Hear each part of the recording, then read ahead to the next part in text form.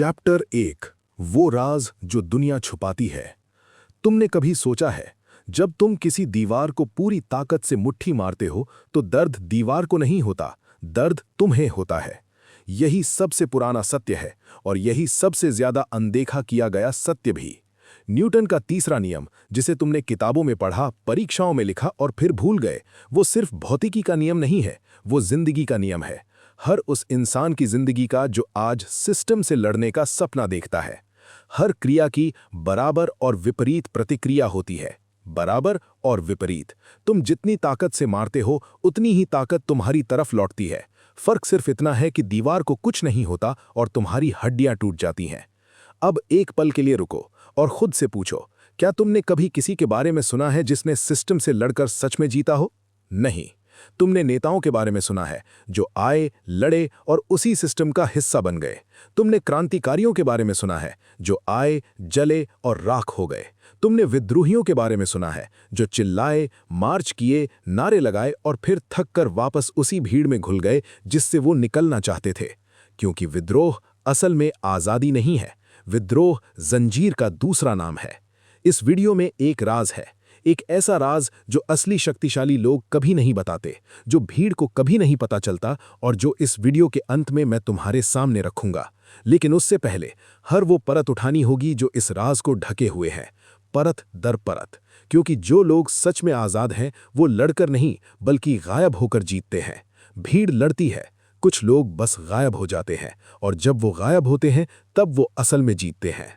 Chapter 2। विद्रोह का जाल। एक जेल की कल्पना करो। कैदी हैं, सलाखें हैं, दीवारें हैं।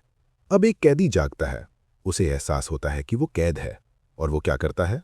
वो दीवार पर मुट्ठी मारता है। रोज, हर रोज। दीवार नहीं टूटती, लेकिन उसकी मुट्ठी जरूर टूट जाती है। और दूसरे कैदी उसे देखते हैं और कहते हैं, देखो कितना बहादुर है। बहादुरी।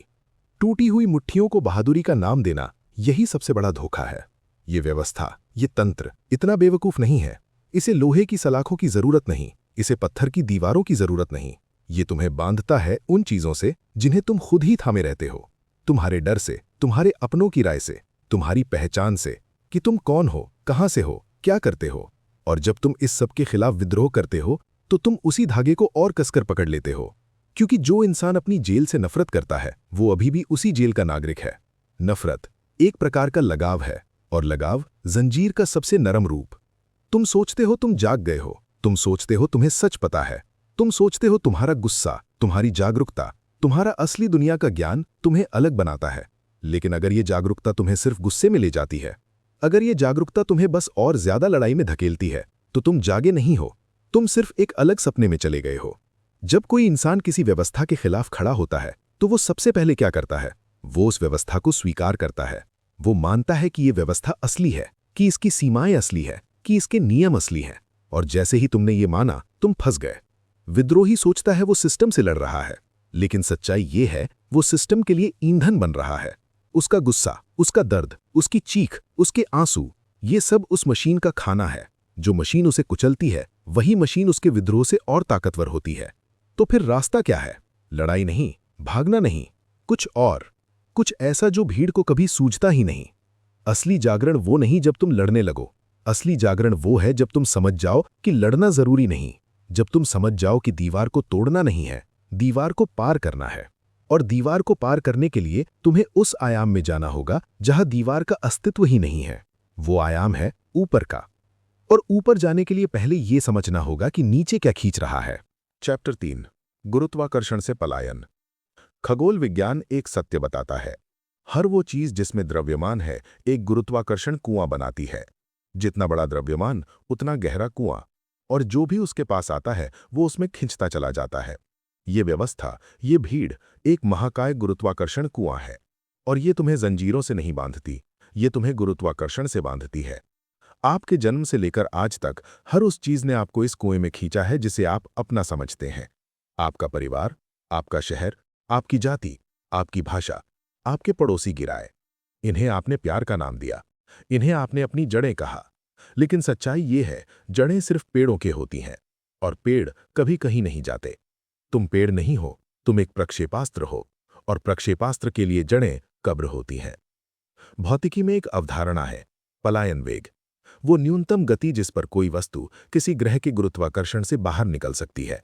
ये एक सुझाव नहीं है, ये एक निरपेक्ष सीमा है। अगर तुम्हारी गति इससे कम है, चाहे तुम कितना भी चिल्लाओ कि तुम आजाद हो, गुरुत्वाकर्षण तुम्हें वापस खींच लेगा, हर बार। वो युवा जो माता पिता के खिलाफ विद्रोह करता है, वो कुछ मीटर ऊपर उछलता है, भारहीनता का भ्रम महसूस करता है और फिर गुरुत्वाकर्षण उसे वापस पटक देता है। वो नागरिक जो सड़क पर उतरकर नारे लगाता है, वो कुछ क्षणों के लिए स्वतंत्र महसूस करता है और फिर उसी दफ्तर में वापस जाता है, उसी मालिक के सामने। ये विफलता नहीं है, ये भौतिकी है। पलायन वेग से कम पर उड़े और वापस आओगे। तो पलायन वेग कैसे मिलता है? दो चीजों से। पहली, धन। लेकिन वो धन नहीं जो बैंक में जमा हो, वो धन जो किसी के छूने ना आए, जो किसी सरकार की मोहर का मोहताज ना हो, वो धन जो तरल हो, जो हवा की तरह बह सके। दूसरी, वो मन जो पीछे मुड़कर ना देखे। इन दोनों के बिना तुम्हारा जहाज वायुमंडल में ही जलकर राख हो जाएगा। और वायुमंडल में एक और चीज होती है, घर्षण। जब तुम तेजी से ऊपर उठने लगते हो तो हवा घनी हो जाती है, और वो हवा, वो घर्षण असल में तुम्हारे अपने होते हैं। परिवार कहता है तुम बदल गए, दोस्त कहते हैं तुम हमें छोड़ रहे हो, समाज कहता है तुमने हमें धोखा दिया। ये प्यार नहीं है, ये परजीवी की घबराहट है। जब मेजबान जाने लगता है तो परजीवी रोता है, और अगर तुमने उस रोने पर अपने इंजन धीमे किए, तुमने खुद को नाटक के बोझ से लाद लिया, तो तुम उसी वायुमंडल में जलकर समाप्त हो जाओगे।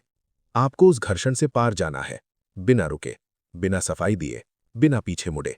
और जब आप उस घर्षण को पार कर लेते हैं, जब आप बाहरी वायुमंडल से निकल जाते हैं, तो एक अद्भुत चीज होती है, शांति।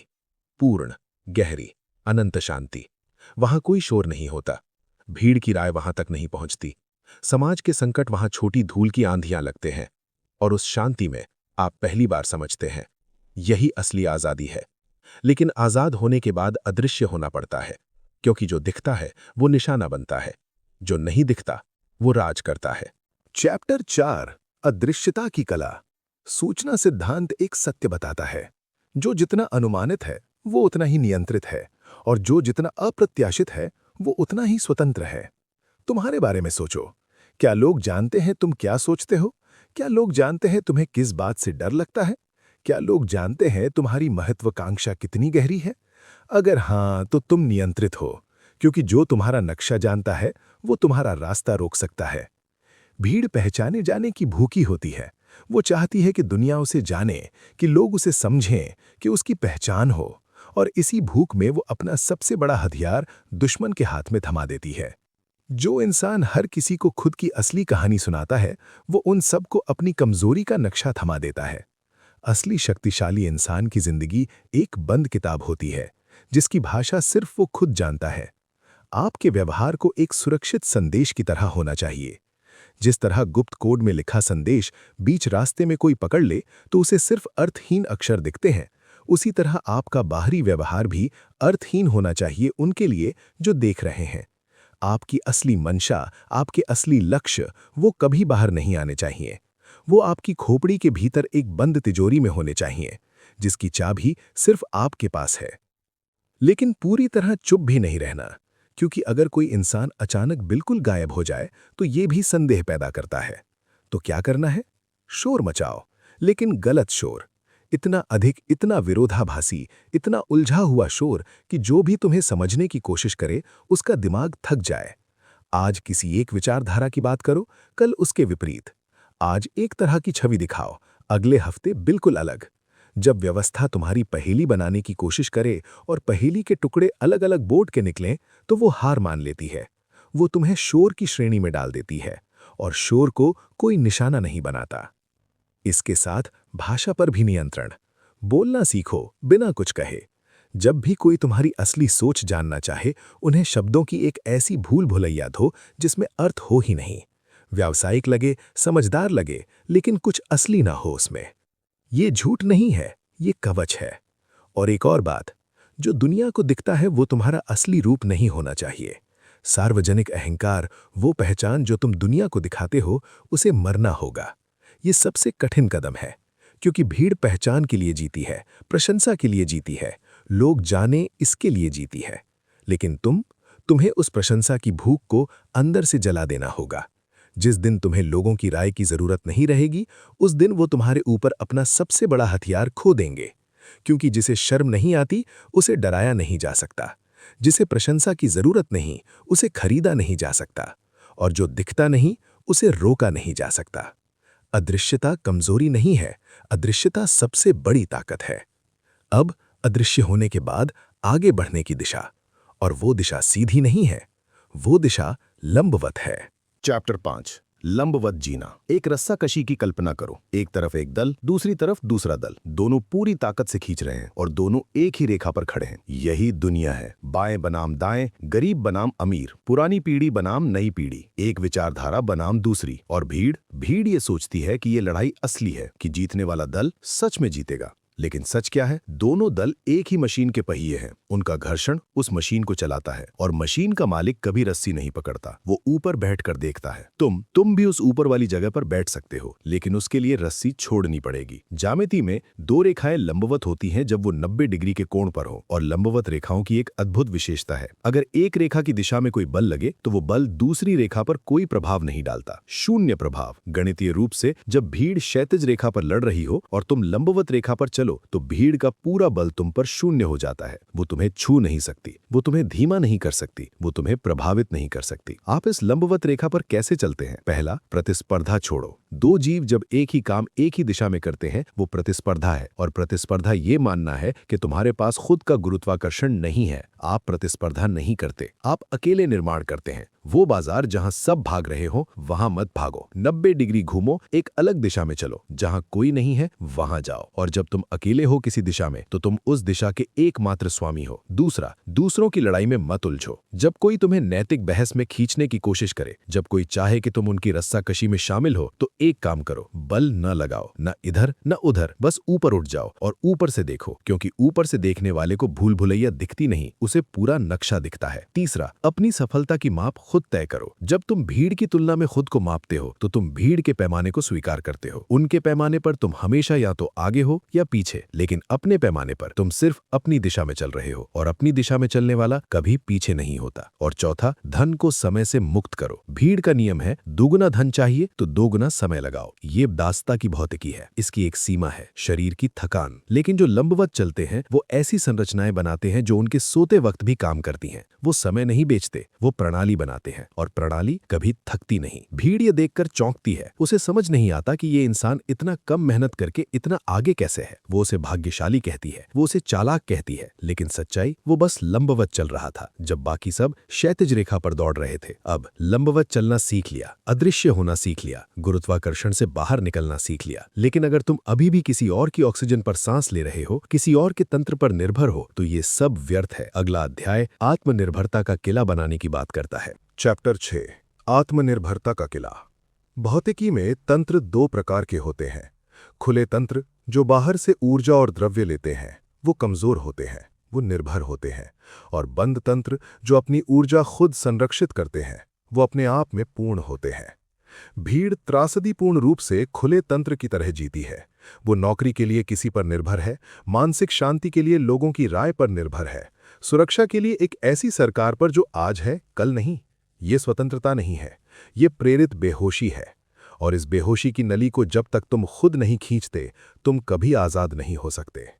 आत्मनिर्भरता का अर्थ बचत नहीं है। आत्मनिर्भरता का अर्थ है वो क्षमता जो तब भी काम करे जब पूरा तंत्र बंद हो जाए। सबसे पहले, धन की स्वतंत्रता। आपके बैंक खाते में जो संख्या है, वो आपकी नहीं है, वो एक अनुमति है, एक अस्थायी अनुमति। जिस दिन तंत्र चाहे वो संख्या मिटा सकता है। इसलिए असली धन वो है जो किसी बटन से बंद ना किया जा सके, जो तरल हो, जो गतिशील हो, जो किसी एक सीमा में कैद ना हो।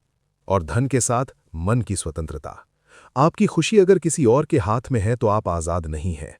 जिस दिन तुम्हें किसी की प्रशंसा चाहिए, किसी की स्वीकृति चाहिए, तुम उस इंसान के दास हो। वो तुम्हें खुश कर सकता है और वो तुम्हें तोड़ भी सकता है। इसलिए अपनी खुशी की मशीन खुद बनाओ।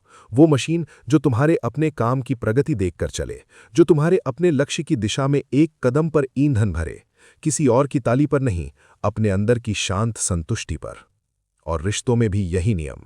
हर उस इंसान को जो तुमसे लगातार भावनात्मक ऊर्जा मांगे, जो तुम्हें अपनी कमजोरी का बोझ उठाने पर मजबूर करे, उससे एक सुरक्षित दूरी बनाओ। ये क्रूरता नहीं है, ये जीवित रहने की कला है, क्योंकि अगर तुम हर उस इंसान से जुड़ते हो जो डूब रहा है, तो वो तुम्हें भी खींच लेगा। और जानकारी का स्रोत भी बदलो। समाचार, सोशल माध्यम, सार्वजनिक राय, ये सब मन पर एक धीमा जहर है। हर दिन का संकट, हर दिन का आक्रोश, हर दिन की नई आपदा। इसे पीते रहो और तुम्हारा मन एक प्रतिक्रियाशील यंत्र बन जाएगा, जो खुद नहीं सोचता, जो बस उत्तेजित होता है। उसकी जगह शुद्ध जानकारी लो, संख्याएं, गणित, भौतिकी के नियम, इतिहास के तथ्य, वो जानकारी जो भावना को नहीं, बुद्धि को जगाती है। और सबसे अंत में काम की संरचना। जो काम सिर्फ तुम्हारी उपस्थिति पर निर्भर हो, वो काम नहीं, बंधन है। जो काम तुम्हारे न रहने पर भी चलता रहे, वो स्वतंत्रता है। जब आप ऐसा तंत्र बना लेते हैं जो आपके बिना भी धन और मूल्य उत्पन्न करे, तब आप पहली बार सच में स्वतंत्र होते हैं। और उस स्वतंत्रता की परीक्षा वो तब होती है जब संकट आता है, जब बाजार टूटता है, जब सरकारें बदलती हैं, जब पूरी व्यवस्था हिलने लगती है। उस वक्त भीड़ घबराती है, भागती है, एक दूसरे को कुचलती है, और जिसका किला अपना है वो चुपचाप बैठकर देखता है। और जब धूल बैठती है तो वो उन अवसरों को उठाता है जो दूसरों के भाग जाने से खाली हुए। ये असली आत्मनिर्भरता है। अब किले की दीवारें मजबूत हुई, लेकिन किले का पता अगर दुश्मन को पता हो तो दीवारें किस काम की। चैप्टर 7। कोई पता नहीं, कोई निशान नहीं। युद्ध का सबसे पुराना नियम है स्थिर लक्ष्य, मृत लक्ष्य। जो हिलता नहीं वो मारा जाता है। और व्यवस्था, ये पूरा तंत्र एक बलिस्टिक तोपखाना है। इसे बस तुम्हारे निर्देशांक चाहिए, तुम्हारा पता, तुम्हारी पहचान, तुम्हारी जगह। और जैसे ही ये मिलती है, तोप दागी जाती है। इसीलिए तुम्हें पता नहीं होना चाहिए। आप कहीं भी नहीं हैं, आप हर जगह हैं। पानी को पकड़ने की कोशिश करो, मुट्ठी बंद करो, और पानी उंगलियों के बीच से निकल जाता है। असली शक्तिशाली इंसान पानी की तरह होता है, हर जगह है, कहीं नहीं है। क्वांटम भौतिकी में हाइजेनबर्ग का सिद्धांत है, किसी कण की स्थिति और गति दोनों एक साथ पूरी निश्चितता से नहीं जानी जा सकती। जितना सटीक तुम उसकी जगह जानो, उतना अनिश्चित उसकी गति। जितना सटीक उसकी गति, उतना अनिश्चित उसकी जगह। आप इस सिद्धांत को अपने अस्तित्व पर लागू करो। जब व्यवस्था तुम्हारी जगह जानने की कोशिश करे, तुम गति में आ जाओ। जब वो तुम्हारी गति पकड़ने की कोशिश करे, तुम एक साथ कई जगह बिखर जाओ। इसका व्यावहारिक अर्थ, एक देश में मत रहो, एक कानूनी ढांचे पर निर्भर मत रहो, अलग अलग जगहों पर अपनी उपस्थिति रखो, ऐसी जगह जो एक दूसरे के विरोधी हों। जब एक राज्य तुम्हें ढूंढे तो उसे दूसरे राज्य से सहयोग मांगना पड़े, और अगर वो दोनों राज्य एक दूसरे के दुश्मन हों तो वो सहयोग कभी नहीं मिलेगा। तुमने उनकी राजनीतिक नफरत को अपनी ढाल बना लिया। और भावनात्मक पता भी मिटाओ। जिस शहर की याद आती हो, जिस जगह से मोह हो, जिस घर को घर समझते हो, ये सब गुरुत्वाकर्षण के धागे हैं, और ये धागे तुम्हारी उड़ान को रोकते हैं। तुम्हारा घर तुम्हारी अपनी चेतना है। तुम्हारा घर तुम्हारा वो मन है जो हर जगह अपना है। जिस दिन तुम ये समझ लो, उस दिन तुम किसी भी जगह रहकर स्वतंत्र हो। और अपना साम्राज्य भी भौतिक नहीं होना चाहिए। ईंट और पत्थर का साम्राज्य जमीन से बंधा होता है, लेकिन विचारों का साम्राज्य, संहिता का साम्राज्य, डिजिटल संरचनाओं का साम्राज्य, वो तुम्हारी जेब में है और तुम्हारे साथ उड़ता है। जब आप इस अवस्था में पहुंचते हैं, जब आपका कोई पता नहीं होता, कोई निशान नहीं होता, तब व्यवस्था के पास एक ही विकल्प बचता है, तुम्हें नजरअंदाज करना। और नजरअंदाज किया गया इंसान वो नहीं जो कमजोर है, वो है जो इतना अदृश्य है कि उसे छूना असंभव है। और जब तुम छुए नहीं जा सकते, तब तुम अपने नियम खुद बना सकते हो। चैप्टर 8। अपने कानून, अपनी दुनिया। भौतिकी में एक घटना होती है, सहज सम्मिति भंग। जब पानी जमता है तो उसकी सम्मिति टूट जाती है। पानी में हर दिशा में बह सकने की स्वतंत्रता होती है, लेकिन जब तापमान गिरता है तो अणु एक विशेष आकार ग्रहण कर लेते हैं। वो अपनी संरचना खुद तय करते हैं, और उस संरचना में बाहर के नियम काम नहीं करते। बर्फ अपनी जगह बनाती है, अपने नियमों पर। यही आपको बनना है, वो क्रिस्टल जो दुनिया के नियमों से नहीं, अपने नियमों से चलता है।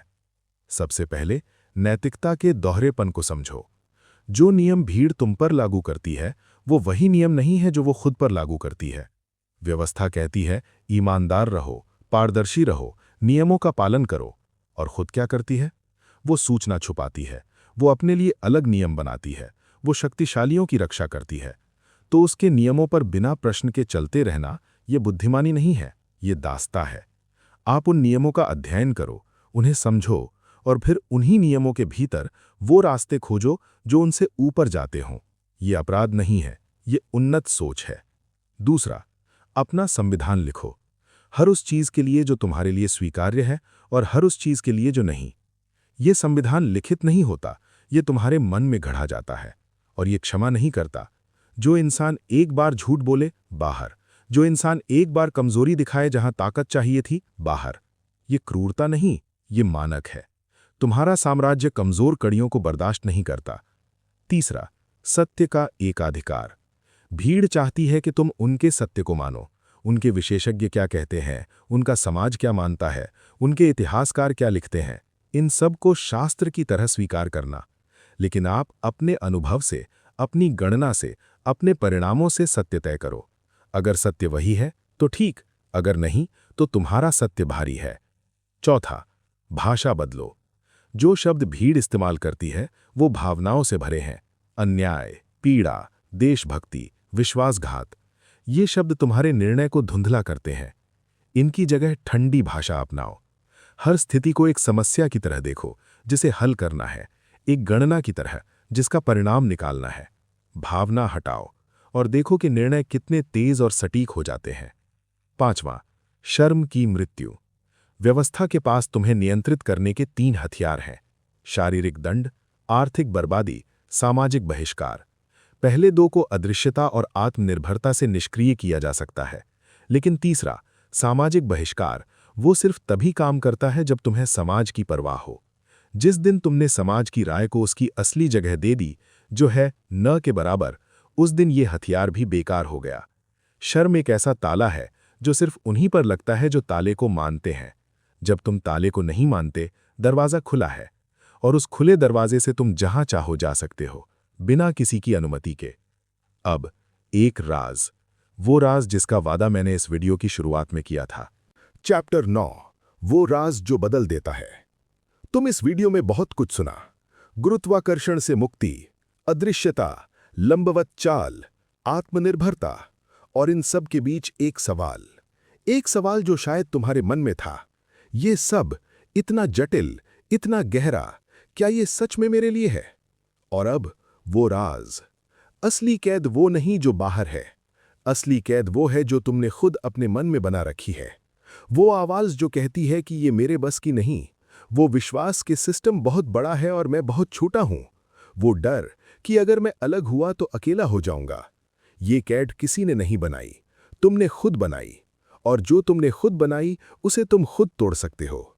एक पल, एक निर्णय, एक स्पष्ट विचार।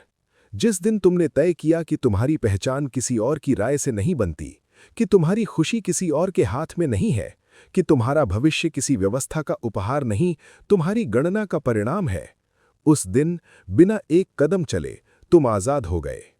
वो लोग जो इस दुनिया को अपने इशारे पर चलाते हैं, जिनके बारे में दुनिया को पता नहीं, वो इसलिए नहीं जीते क्योंकि उन्होंने एक दिन एक बात तय की कि मैं वो करूंगा जो भीड़ नहीं करती। मैं उस दिशा में चलूंगा जो दिखती नहीं। मैं उस आयाम में जाऊंगा जो महसूस होता है लेकिन समझाया नहीं जाता। और तुम भी आज उस बात को तय कर सकते हो, अभी, इस पल। लेकिन याद रहे, तय करना काफी नहीं, जानना काफी नहीं। ये रास्ता हर कदम पर परीक्षा लेता है। ये रास्ता हर मोड़ पर वापस खींचने की कोशिश करता है। और यही कारण है कि किताब की आवाज यहां है। हर वो बात जो दुनिया तुमसे छुपाती है, हर वो सत्य जो भीड़ को कभी नहीं पता चलता, हर वो रास्ता जो ऊपर जाता है। अगर इन शब्दों ने तुम्हारे अंदर कुछ हिलाया, कुछ जगाया, कुछ ऐसा जो तुम पहले से जानते थे लेकिन किसी ने कहा नहीं था, तो ये चैनल तुम्हारा है। इसे सब्सक्राइब करो, इसे उस एक इंसान के साथ शेयर करो जो सुनने के लिए तैयार है, क्योंकि यहाँ वो बातें होती हैं जो सुनने लायक हैं। और अगला वीडियो उस रास्ते की बात करेगा जो तुम्हें वहां तक पहुंचाता है जहां से तुम दुनिया को देखते हो, दुनिया तुम्हें नहीं। आप तैयार हैं?